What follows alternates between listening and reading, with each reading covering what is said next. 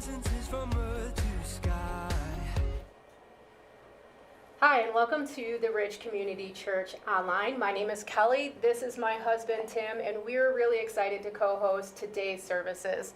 Did I mention we're really excited? That's because we are in Live Big season. And if you're new to the Ridge, Live Big is our annual series where we, and that's a collective we because kids, students, adults, our campuses, and even you online, we come together and we live out Acts 20:35, which says that we are more blessed to give than to receive.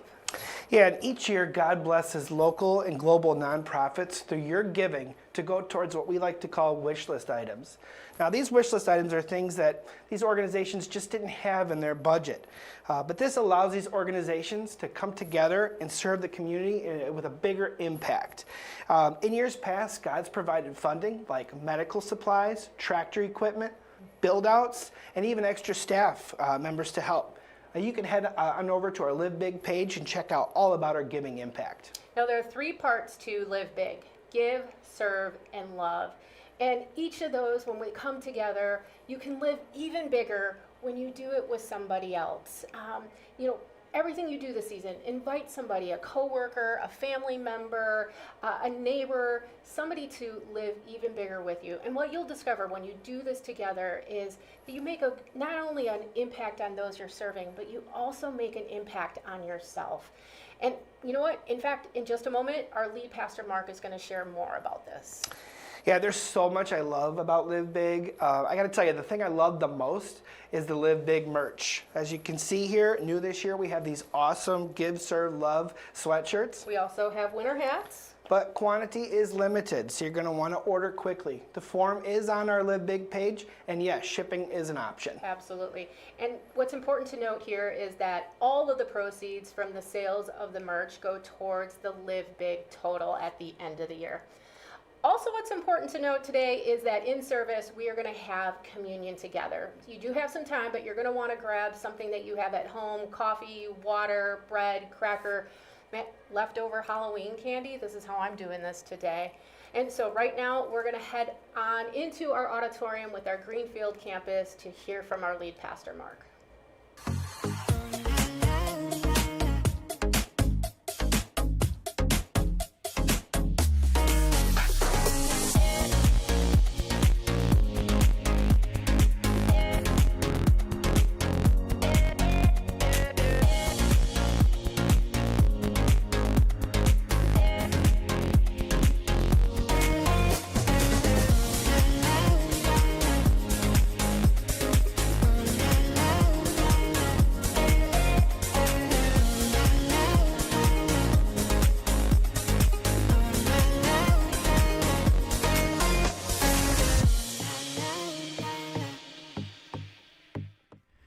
Well, hey, just want to say a special shout out to all you who are joining us online and to our Oak Creek Franklin campus. Hey, can we give them a round of applause once again? We're just so proud of them, both of those communities, to be together.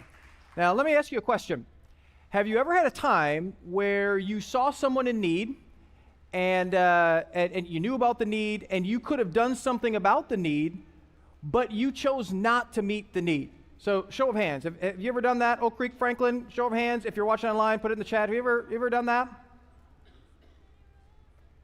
You are awful people. Let me just say that. You are terrible. No, I'm just kidding. Honestly, I have a ton of these stories. I was actually living in South Florida when Hurricane Andrew hit.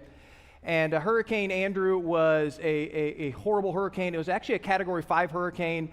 And the devastation it caused down in South Florida was just horrible. And I was going to school at Miami at the time. I was actually just going into my junior year at college. And so we're down there, and obviously they canceled classes and they were like, well, we don't know when we're going to have classes again and all that stuff. And so you have a choice.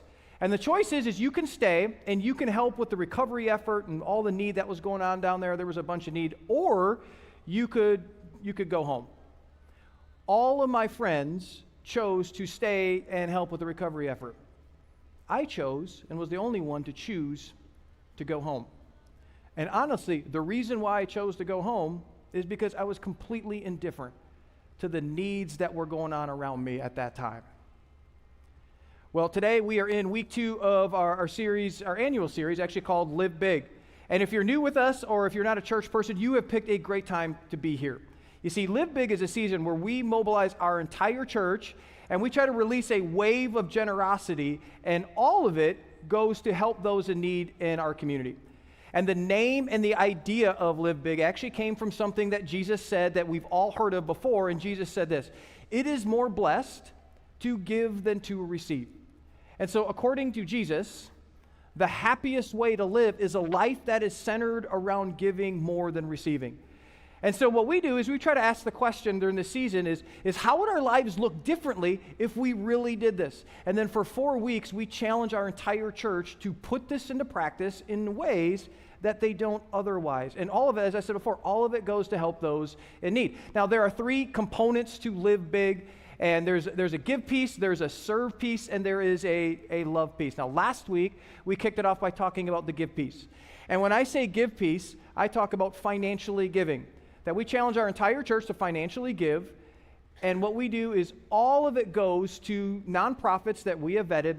And these nonprofits focused on the most vulnerable in our community. When I mean the most vulnerable, I mean children and students. And their families. Many of them are caught up in poverty-related issues, addiction-related issues. And what we do is we come alongside these great organizations, and we don't tell them how to better run their organization. Rather, we come alongside them and we say, hey, what if we could put a little bit more horsepower behind what you already do? And we just help them dream what that could look like. And we ask them what I call the dream question, and the dream question is this: what would you like to do, but you can't do because of resources? And if you were able to do it, you would be able to help a lot more people in need. And then what they do is they give us a list of specific needs, and then we create a wish list from that, and as a part of Live Big, we try to meet as many of those needs as possible. And so if you haven't started the giving process yet, here's how you give. You go to the website, theridgecc.com/livebig, and you can give at any time throughout the series. And if you want to give 200 times, man, you just give 200 times. You just keep giving. And listen, I just want to say this. We truly have the opportunity, because of all the needs in our community, to do something that is truly big. And I don't just say that because of the name Live Big. And plus, here's the other impact on this that we don't think about. The local church, I mean, throughout the world, okay, but especially in our country, the local church has such a bad perception to it. And it's not culture's fault, it's the church's fault. And we get the opportunity to write a different story. Now, next week is going to be a really cool week for us. That next week, we have a special guest coming in. Pastor Oleg is actually going to be flying in from the border of Moldova and Ukraine. And his story is incredible, that he was actually on the front line when the war in Ukraine started, and thousands of refugees all of a sudden came his way. And so he was faced with thousands of women and children. Talk about some of the most vulnerable. You have people that were heavily involved in sex trafficking on the border, trying to take these women and children. And so you don't want to miss next week, because his story is so powerful. And he's just going to talk to us about what does it mean to really serve the least of these. Now, today what I want to do is I want to talk about the antidote for our indifference. And this is important because we can't live big without this. Now, let me tell you why we need to talk about this. Time and time again, Jesus would say this: one of the primary ways that we show love for God is loving people. Now, what's interesting is we often disconnect these two. I mean, it's like, okay, we have our God piece over here, and it's like, okay, maybe I go to church and I do the kind of the religious thing, and, maybe I pray and do some things to feel good about myself. And then we have like the people piece over here, and it's kind of like, I treat some people good, I don't treat some other people good, and I just kind of do my thing and all that stuff. We tend to disconnect these two. But Jesus, he always brought these two together. In fact, he would often say, one of the main litmus tests that shows if you're growing in your love for God is how you treat other people. And when Jesus talked about loving people, he placed special emphasis on the least of these, or those in need. In fact, he would tell parables about this. One of the parables he told is called the parable of the sheep and the goats. Maybe you've heard this parable before, but Jesus is telling the story, and he says, hey, the Son of Man, when he comes, he's going to sit on his throne, and then he's going to separate the goats from the sheep. And the sheep, even though that they're dumb animals, okay, they're even dumber than pugs are, okay? And if you have a pug, I don't apologize, because I can't stand those dogs for multiple reasons. But sheep are dumb animals, and even though that they're dumb animals, they're the good animals in the story. They're the ones that are going to be on his right. And then the goats, and even though goats are ugly and annoying, they're the bad animals in the story. And they're going to be on his left. And then the king's going to say to the sheep, the king's going to say, hey, I want you to come on in. Here's your inheritance. And I want you to enjoy the kingdom I prepared for you. And the sheep are going to go, well, why is that? And then here's what the king is going to say to the sheep. The king's going to say, for I was hungry, and you gave me something to eat. I was thirsty, and you gave me something to drink. I was a stranger, and you invited me in. I needed clothes, and you clothed me.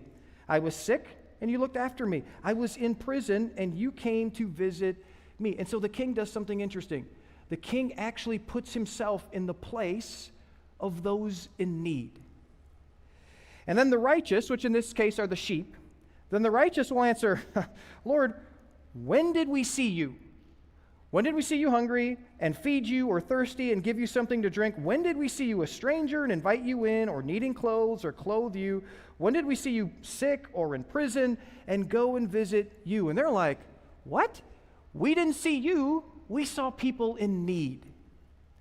Then the king will reply, truly I tell you, whatever you did for one of the least of these brothers and sisters of mine, you did for me. And so Jesus is the king in the parable. And so he is saying, hey, I want you, and those in need, I want you to replace me with those in need. And so Jesus is saying, whatever we do for the least of these, we're not just doing it for Jesus, we are actually doing it to Jesus, which means the opposite is true as well. And so what Jesus is talking about here is obviously very important to him. Now back to our question. What is the antidote for our indifference? The antidote for our indifference is found in the one emotion that's attributed to Jesus more than any other. Now, anyone want to guess what that is? Hey, Oak Creek Franklin, you want to guess what that is? Anyone want to guess what that is? Guess. Okay, now most people think love, right? I mean, yeah, love, that's a good guess. You're partially right. Actually, the answer is an aspect of love. You know what the answer is? Compassion. Compassion. Now, there is a lot of confusion around what compassion is. You know, for many of us, when we think about the idea of compassion, we think, we see someone who is hurting, and then we feel something. You know, we feel bad. But see, here's what you need to know. That's not compassion. That's something else. That's sympathy. When I was down in South Florida during Hurricane Andrew, I mean, I saw some of the need around me, and you know what? I felt bad about it. You probably have a story where you saw someone in need, and you know what? You felt bad about it. You may have even said, you know what? I've had compassion on what they're going through. But listen, that's not compassion. That's sympathy. See, compassion, on the other hand, is more than just a feeling. We see what compassion really is, interesting enough, when we just see the life of Jesus. And we're going to look at a few examples, and so just get this idea, because he captures this idea of what compassion is. Here's just a few examples. The first one happened right after Jesus got off a boat. And so here's what happens. It says, when Jesus landed and saw a large crowd, he had compassion on them, and he healed their sick. And so he had compassion, and then as a result, what did he do? He healed the sick. Okay, here's the second one. Jesus is on his way to Jerusalem, where he knows he's going to be crucified. And then as he's on his way, there's two blind people on the side of the road. And so Jesus has this big entourage that's with him, you know. And so these blind people know that they have to really speak up to get his attention. So they start going, hey, hey, hey, hey. And so they're yelling. I was like, hey, Jesus, just kind of keep on going. Jesus is like, hey, bring them to me. And then here's what happens. It says, Jesus had compassion on them, and he touched their eyes. Immediately they received their sight, and they follow him. And so Jesus had compassion. As a result, what did he do? He healed them. All right, final one. So a crowd of over 4,000 people had been following Jesus for a few days. So large crowd. They're following him, but they had hardly eaten in those couple days. And so here's the thing about this. You have 4,000 hangry people. All right? And so, people are mad and all that stuff. They want to eat. And so listen to how Jesus responds to them. He says, I have compassion for these people. They have already been with me 3 days and have nothing to eat. He feels compassion. And then as a result, if you keep reading the rest of the story, you see he does a miracle. And he feeds all 4,000 of them. And they even have leftovers after it's all said and done. And so, did you notice a pattern in those stories? You see, when Jesus felt compassion, a conjunction almost always follows his feeling. We never read about Jesus that, he felt compassion and then he turned to his disciples and said, hey guys, I really feel bad about what's going on there, We never see that. See, what we see is we read that Jesus had compassion and then it was followed by an and. Jesus had compassion and. You see, Jesus felt compassion and it was always followed by an action. You see, Jesus always did something to meet the need. So here's our definition of a compassion, the way we define it around here. See, compassion is this. Compassion is love in action. Compassion is our and. What's interesting about the word compassion is when you look at it in the original language of the New Testament, which is Greek, the word that is used there, it's just this powerful image. And the powerful image is, the word compassion describes this. It's called pain inside your stomach, or literally gut-wrenched. When I think about the pain inside your stomach, I think I was back in college, and I was rooming with 6 other guys, and we would play flag football and do intramural basketball and all that stuff. And there would be times we'd get back to the apartment, and we'd all be sitting there, and we just kind of sit around the family. We'd be like, oh, we're so hungry and all that stuff, and we'd be complaining about it. Then someone would always say this, we got to make a run for the border. Now, we weren't saying leave the country, okay? What we meant is, yo quiero Taco Bell. And so we would jump in a car and we would head to Taco Bell. And Taco Bell for a college student, I don't know if it's this way today, but back then, man, that was like heaven for a college student, because you could, for $5, you go into Taco Bell, and you could get like 5 tacos and 4 burritos. I mean, you could get a suitcase worth of food for $5, and then you would haul that, and we would haul that back to our apartment. And so then we would just, because we were so hungry, we're college students, we just like, we're Cookie Monster the whole thing, and you're just eating. And for me, here's the thing, I have kind of a sensitive stomach. But I didn't care, when you got Taco Bell in front of you, and so you just, you're devouring it, and then I would get done, and here's what always happened. I'd sit on the couch, I'd hold my stomach and be like, oh, I just don't feel very well. My stomach is so full. What did I do? As a result of eating the good but very cheap food known as Taco Bell, eating too much of it resulted in a pain in my stomach. And when you think about compassion, that's the idea. Compassion is the pain of someone else actually results or causes pain inside of us. Now the question then is, why would Jesus experience these types of feelings when he saw other people in pain? Why is that? Let me give you an analogy. I have 2 sons that just started college, and let's just say that one night around midnight, I get a phone call, and I pick up the phone call, and it's one of my sons, and I can just hear it in his voice that something is wrong. And he starts talking, and he's like, hey, Dad, I just want to let you know I got jumped earlier tonight, and then I got beat up, and I'm really hurting. In fact, I don't know what to do. Now, as his father, here's what I'm not going to do. I'm not going to go, man, dude, I feel really bad for you. I'll pray for you, and, good luck, and tell me what happens and how it all turns out. Now, I'm not going to do that.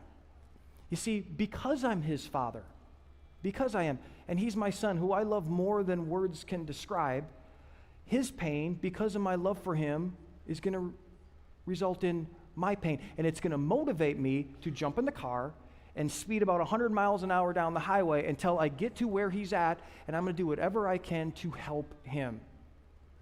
The reason that Jesus felt this in his stomach when people were suffering is the same reason I would feel that in my stomach towards my son. Because every single person that is hurting is one of his sons or one of his daughters. And so when he sees them suffering because of his love for him, their pain causes him to experience pain inside of him. And as a result, it motivates him to move. And if you're a follower of Jesus, we have to learn to see people through his eyes. Now, if compassion moves us to action, then the million-dollar question is, how do we grow in it? How does that happen in our life? I love what Kyle Eidemann said, who's a pastor in Kentucky. I love what he said about the starting point for growing in compassion. And he says the beginning point is we got to learn how to pray eyes open prayers. You know, when we think about praying, for most of us, we think this is what praying is. Prayer is like you kind of bow your head and you kind of close your eyes, and you know, there's a time for that, okay? There's an important aspect of prayer. But when you read the New Testament, you see that the disciples were unified in prayer, and Paul tells us to pray at all times. Is he telling us that, you know, we should walk around all the time and just kind of walk around like this, you know, and all that stuff, which would be banging onto things and all that stuff, wouldn't be a great way to live. Eyes open prayers are silent prayers that we pray for people that we see throughout the day. And so it might work like this. You're at work, and it's a normal day at work for you. And you get up from your desk, and you're going for a walk, maybe to, you know, just kind of take a break or whatever, and you walk past a coworker's desk. And you walk past this coworker's desk almost every day, and you walk by it, but this time, you don't just walk on by and do nothing. You walk on by, and when you walk on by, you just say this silent prayer to yourself. And the silent prayer is, God, would you help me? Or God, if that person is in need, would you meet that need? And if you want to use me to meet that need, God, I'm completely available to meet that need. And you just walk on by. You get in the habit of doing that. I'm telling you, God will be start to give you a heart for people that you would never imagine that you could have before, because you will start to see and feel and hopefully do what Jesus did. Now, there's a great example of this where Jesus is actually out for a walk, and he encounters a woman who has just lost her only son. And so here's how the encounter goes. It says, soon afterward, Jesus went to a town called Nain, which is about 6 miles from where he grew up. And so he knows this place, he's very familiar with this place. And his disciples and a large crowd went along with him. As he approached the gate, a dead person was being carried out, the only son of his mother, and she was a widow. And a large crowd from the town was with her. And so a widow with no sons was in a very helpless and a dangerous situation, because they didn't have life insurance back then, and so she had no means of support. And so for many widows back then, they would turn to things like begging, or worse yet, prostitution. Now, this scene that we see playing out would have been very normal back then. What they would do is they would take the deceased, and they would take the deceased through the town, and then the people from that town they would come out as a way of grieving with the family. And so what we see playing out here is something that most people wouldn't have given a second thought, except when the Lord saw her, his heart went out to her and said, "Don't cry." Now, obviously, Jesus flunked a crisis counseling school, because when you go through crisis counseling school, they tell you not to say certain things, and one of the things that they tell you to say is they never say it'll be all right, it'll all work out, and they definitely tell you not to say, oh, don't cry. But for some reason, Jesus flunked it, and the reason he says it, though, is because he knew something was going to happen. And so he says, when the Lord saw her, not I see her, I feel bad, and I keep going. I see you, I see into your story, and it matters to me because you matter to me. And he says, when the Lord saw her, his heart went out to her. And notice the order. He saw her, and as the result, his heart was moved for her. You see, we see the connection very clearly between what he sees with his eyes and what he experiences with his heart. And then Luke records, it says, then he went up and he touched the bearer they were carrying him on, and the bearers stood still. Now, they didn't have coffins back then like we do today. What they would have is they would have just a piece of plywood, and then they would carry the deceased body on that plywood. And when it says that he got up and touched her, Jesus was doing something. He was crossing boundaries that they would have never crossed back then. One of their laws was you don't touch a dead person because a dead person is unclean, and so if you touch a dead person, you are unclean. But Jesus' heart went out to her so much that he was willing to cross any barrier in order to meet her need. And then it says, he said, young man, I say to you, get up. The dead man sat up and began to talk. And so when Jesus touched this young man, the crowd would have gasped because he was breaking the law. But then something more incredible happened. The dead body gasped as the body was coming back to life. And then I love this. And Jesus gave him back to his mother. So Jesus didn't just give her back her son. Jesus actually gave her hope again.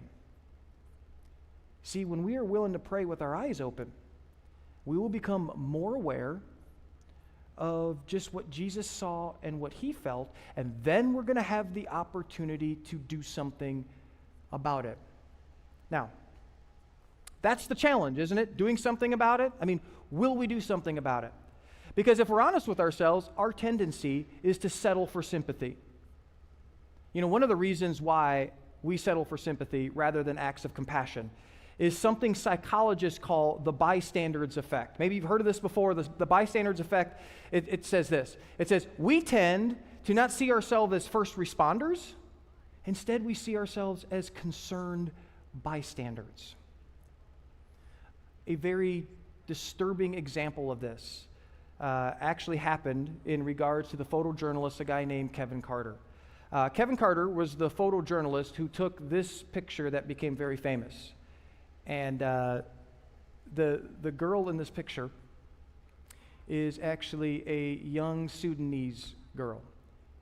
And she was trying to crawl to an aid station for food, but she was just too weak and she was all alone. Now, the vulture that you see in the back, the vulture is sitting there, and the vulture is waiting for her to die. One version of the story says that Carter was there, and he waited for 20 minutes because he wanted to see the vulture spread its wings, and so he could take a picture because he thought it would be a better photo. But the vulture didn't spread his wings, and so what he did is he ended up taking the photo, and then he scared the vulture away, and then as he scared the vulture away, something else got his attention, and so he left the girl behind. As the photo grew in popularity, people began to ask Carter just about the little girl and ask him about, what happened to her, what did he do, and when he didn't have a good answer for it, people began to get very critical of him. A few months after this happened, Carter won the Pulitzer Prize for that photo. And then after he won that award, he went home, and then he took his own life, which is just as tragic. You know, we hear a story like that, and it's really easy for us to judge, isn't it? It's like, well, I wouldn't have done that. I mean, I would have stepped in, I would have done something. I wouldn't have been a bystander there. Maybe. But we tell ourselves all sorts of things that keep ourselves as bystanders for the needs around us every single day. You know some of the things that we tell ourselves? We say things like this, well, there's nothing I can do. I mean, this is what actually Kevin Carter felt when he looked at all the poverty around him. And I think when we say this, I think what we're really trying to say is, I don't really know what to do. I want to do something, but I don't think I'm really capable of doing something. I mean, if I had more money like Jeff Bezos, or I'd influence like a president or a senator or something along that line, then I would. But really, what impact can someone like me have? Another thing that we often say to ourselves is, someone else will do something. A few months ago, this video went viral where this man was assaulting a woman on the subway, and there were roughly 10 people around her at the time actually shooting the video of her being assaulted. And no one did anything because they just assumed that someone else was going to do something. And it's so easy for us when we see a need around us to default to, well, someone else will do something about it. I mean, someone else will call that neighbor who's in need, Hey, someone else will make a meal for that family that just lost someone. Hey, someone else will sponsor a child. Hey, someone else will foster a child. Hey, someone else will go serve at that organization. Someone else, someone else, someone else. This last thing we say to ourselves, this is the one that's the most difficult for us to admit. And this one actually right here is why I chose to go home rather than stay and help in the recovery effort after Hurricane Andrew. And it's this right here. I just don't care that much. Most of us, if we're honest, this is how we feel most of the time. Do you know what the opposite of compassion is? Now, most people would say opposite of compassion, hatred or something like that. No, it's actually not hatred. It's apathy. It's indifferent. That instead of looking into it, what we do is we look away and we walk away, and then we tell ourselves, that's not my problem anyways. Pastor and Professor Fred Craddock, he wrote a lot about, before he died, that the early Christians really focused a lot on this whole thing of indifference because they just knew how dangerous it was. He actually talks about, in some of his writings, he talks about in the early church, some leaders got together, and they actually formed what they called the 7 deadly sins. And these 7 deadly sins weren't listed in the Bible in this way, but they got them from studying the Bible. And they got these from studying the Bible as they looked at what are the things that if you're a Jesus follower, you can't do. And as you look at the list, what's interesting about it, you see, oh, that makes sense, that makes sense, that makes sense. But then there's one that you see that doesn't make a whole lot of sense, and it's this one right here, sloth. Now, we hear sloth, okay, and here's what we think of. We think of this baby right here. And we go like, he's so cute and all that stuff, and he is cute, okay? But he moves a lot like what we're talking about. I mean, they move about, nothing. But that's not what we're talking about. The sloth that they were talking about meant this. It meant without care. It means, I don't care. I don't care. That our heart becomes so jaded and callous that we become indifferent to the needs around us. And the early Jesus followers said that's a very, very dangerous place to be. So let us decide that we aren't going to settle for just sympathy. That we're going to pray eyes open prayers, and then we're going to have the faith and the courage to take the next step in all this. And that's this. We're going to redefine compassion as a verb.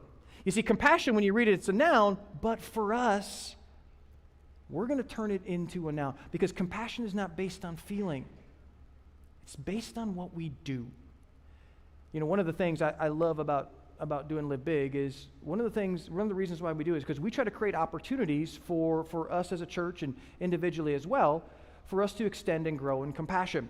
And so each year what we hope is that people, like for all the things we do for Live Big, is it won't just be a once a year thing, but it'll be a lifestyle thing. And each year we just see people grow and grow and grow into it.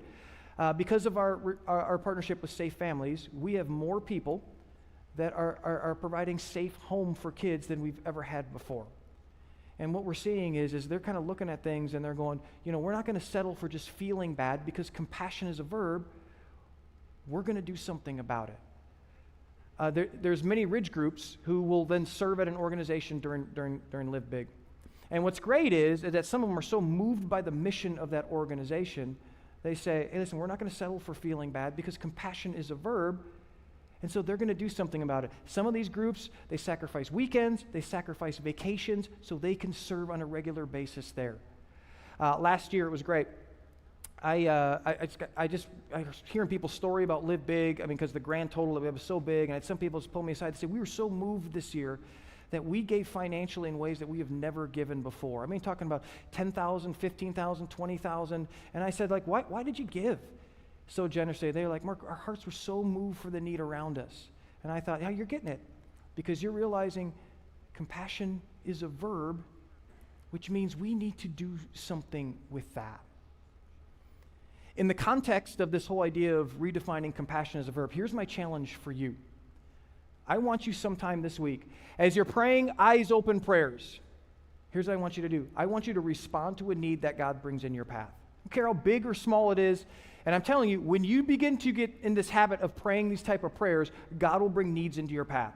And you're going to want to talk yourself out of it. You're going to want to talk yourself down from it. You're going to want to just go by it. But listen, I just want to challenge you. Step into that. I want you to say, nope. I'm not going to settle for feeling bad because compassion is a verb. I'm going to do something about it, and I want you to see what God does. And here's why I challenge you with this. This isn't just about doing good for people, even though you will do good for people. This is us responding to the needs around us, because every person in need is a son or daughter of God, and he loves them more than words could ever express. And because he does, we do.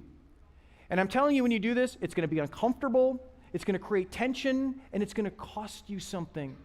But in a world where the response is stand by and watch, we get the opportunity to write a different story. And this story is a story our world desperately needs right now. Let me pray for us. Father, as we just think about this whole idea of compassion, God, there's a part of us that it's just easy to settle for sympathy. Feel bad, maybe we even post about it, all that stuff, but God, we do nothing with it. And I just love, as we just kind of look at the life of Jesus, we say every time that he had compassion, it motivated him to do something about it. There was an and attached to it. And so, Father, I would pray this week, as we go through our week and just the normal things, and we just learn to pray eyes open prayers just for the people that we encounter all the time, as you open up doors, and God, you will open up doors. I pray that we would have the courage to step in and remember, compassion isn't a feeling, compassion is a verb. We do something with that. May you give us the courage, may you give us the humility to take the step and do something with it. Father, I just thank you for compassion and just the power behind it, the need behind it, and Father, what you do and how you speak through it. May you do that in us. And we pray this in the name of Jesus. Amen. Like Mark said, compassion is love in action. And we have an opportunity to mobilize hundreds of people to selflessly serve families and kids right here from our community on Saturday, December 10th at our Greenfield campus at an event called Winter Wonderfest. Now, we did this event last year with the goal to bring the joy of Christmas to 2,000 kids that live below the poverty line. And when we serve others the way that Jesus did, it grows our own faith while we bring the hope of Jesus with us. Yeah, and the Curtis family figured this out last year when they served at Winter Wonderfest. Let's check out their story. My name is Abby Curtis, and we've been coming to the Ridge since 2019. And I'm Dan Curtis.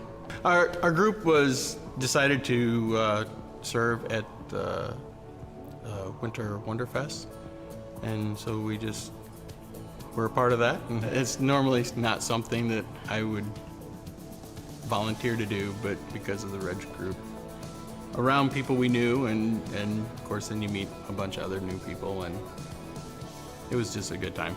We ended up being elves and taking the kids around to all the different activities.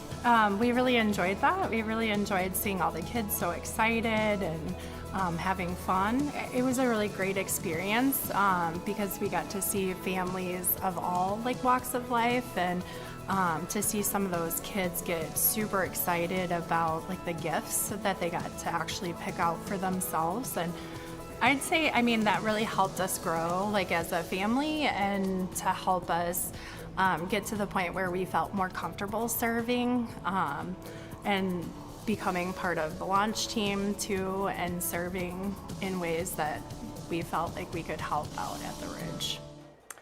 Now, we have lots of serving opportunities available. We have everything from holding doors to making popcorn, purchasing and wrapping gifts. There truly is something for everybody. And guys, if you'd like to help out prior to the event on Friday, we need some help with setup. And if you'd like to help Saturday afterwards, after the event, we could use some help tearing down and getting ready for Sunday service. Most importantly, don't do this alone. Bring a friend, bring a coworker, bring a neighbor alongside you to serve. Let's truly show our community how we live big. And you know what? None of what Tim just mentioned is difficult to do. What's important is the why behind it. Why do we hold the door with a smile? Why do we pass out the popcorn and do the face painting? And this is our chance to show Jesus' love, love in action, right? And you know what? We want these families and kids to be seen and valued. Now, far too often, our busyness in our lives get in the way. So sign up and serve on the Winter Wonderfest site. And mark this calendar, because we want to do this together. Now, what's great is that it is an all-day event, but you're not serving all day. The shifts are about 2.5 hours long, and part of that is just getting training and direction from your team lead. And we have hundreds of serving events and opportunities. So to find your option, just go ahead and select the QR code that you see on the screen and select Winter Wonderfest, Serve Winter Wonderfest. Now, our prayer is that through this serving opportunity, you learn to love and feel that compassion that Mark just talked about in his message. Now, I love that we get to serve God's people together. Another step that we get to take together is by bringing our offering to God right now. Now, if you're not a follower of Jesus yet, this is the part of service that you can let pass. But just take this moment and this time to just let God know how you're doing. And if you are a follower of Jesus, this is when we get to bring our tithe back to Him and just thank Him for all that He has done for us. Now, all the ways that you can do this are on the screen now. Just take the next few moments to connect with God while we bring our offering together.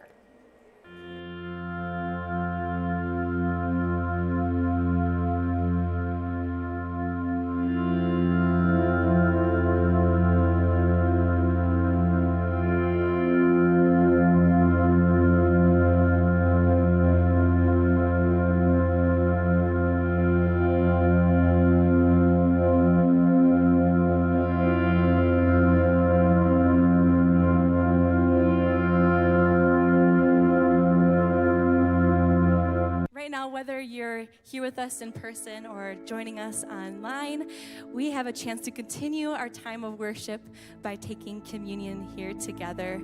And we believe that God so loved the world that He gave His one and only Son, Jesus, to die on the cross for our sins. And so by taking communion together, it's just another awesome way to acknowledge that unconditional love that He has for us.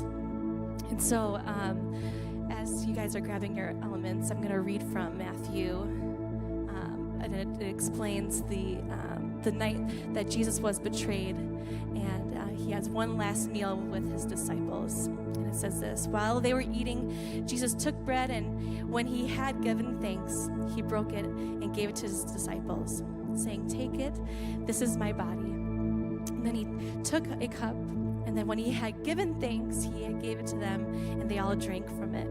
"This is my blood of the covenant, which is poured out for many," He said to them. And I just love that He gives thanks before taking each of the elements. And even though He knew what was going to happen to Him, He still gave thanks. And so that's what I want to do here today is before you take each of your elements, take your time, but just pause and give thanks to Him for each of those things, for His body and His blood, and for other things in your life that you want to give thanks to Him. So let's use this space and let's meet with Him.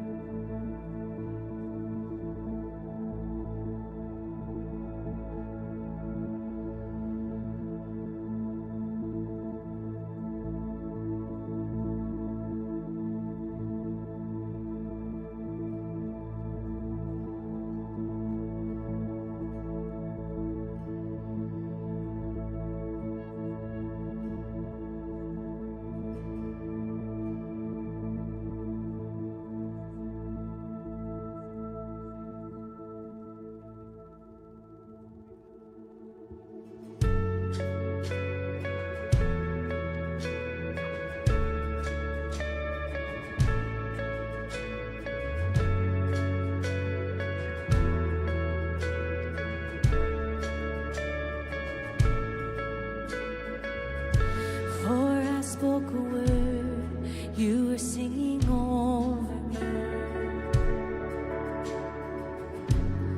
You have been so, so good to me.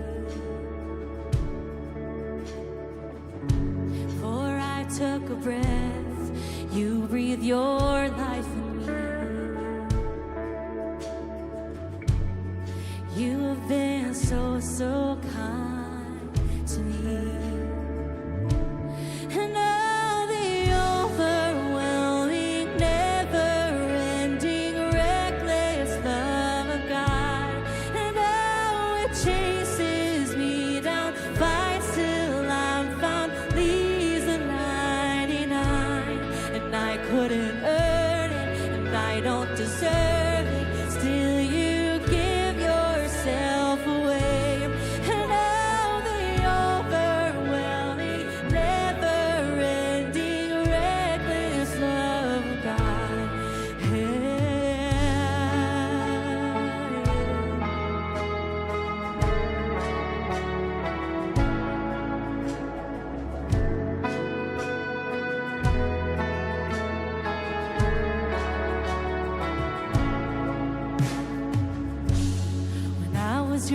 hope, still your love far from me.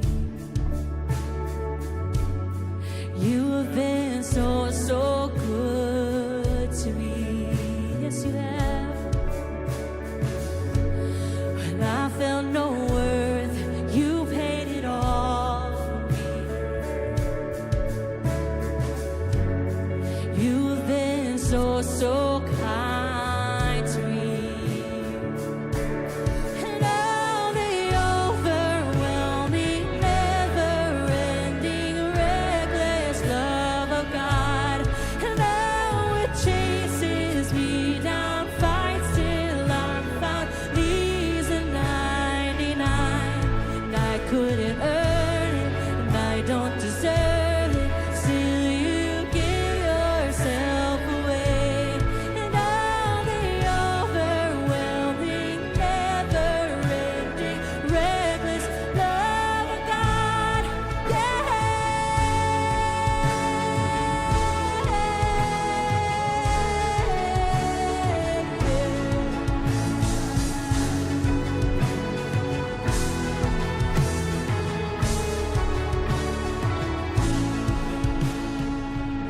There's no shadow you won't light up, mountain you won't climb up, coming after me.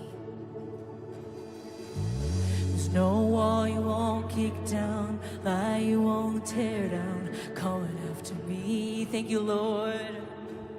There's no shadow you won't light up, mountain you won't climb up, coming after me. Oh, yes. There's no wall you won't kick down, lie you won't tear down, coming after me.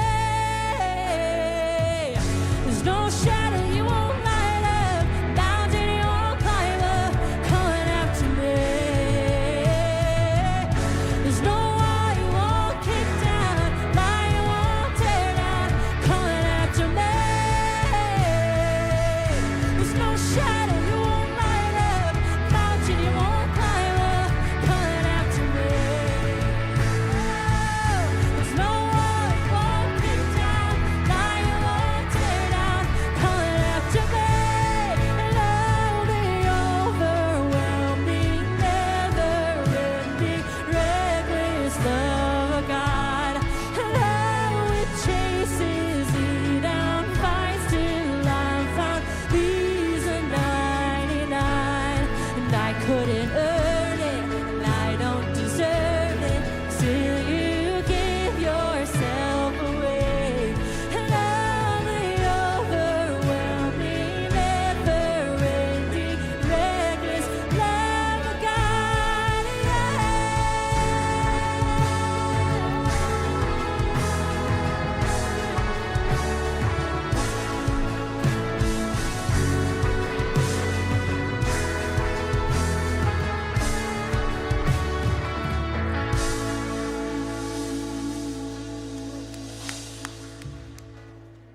Now, before you go, just a few reminders. If I haven't mentioned it already, Live Big merch is available for you to be purchased online. Remember, all proceeds go to Live Big. You want to get yours before they're gone because there is a limited quantity. To get it, just go ahead and visit the Live Big website. And while you're there, remember that it's going to take a God-sized army to pull off Winter Wonderfest. So sign up to serve with us and bring somebody with you. Yeah, one more surprise. We have somebody very special flying around from halfway across the world to visit with us next week. Check this out. Hey church, this is Pastor Oleg with Ecclesia Church in Moldova and Ukraine. We're so honored and delighted to be able to serve and live on the front lines, especially in times like this. It is a great honor to be able to serve the church and the people in need of Ukraine and Moldova. We're so delighted to be able to partner with you, and I look forward to the next Sunday to be with you guys. Come, join me, learn and hear about what God is doing and how we can make a difference and live big together for the glory of Christ and the good of those who are in great need of help. Thank you so much. We look forward to that, and be blessed. I had the privilege of serving with Pastor Oleg at the Ukraine border earlier this year, so let me tell you, you're not going to want to miss hearing him talk about how he and his team serve the least of these. take it from me, this is a week you're not going to want to miss. Yeah, and be sure to invite somebody to come with you. It's going to be a great week. Until then, hey, bring the hope of Jesus with you wherever you go. The vibrance of your joy.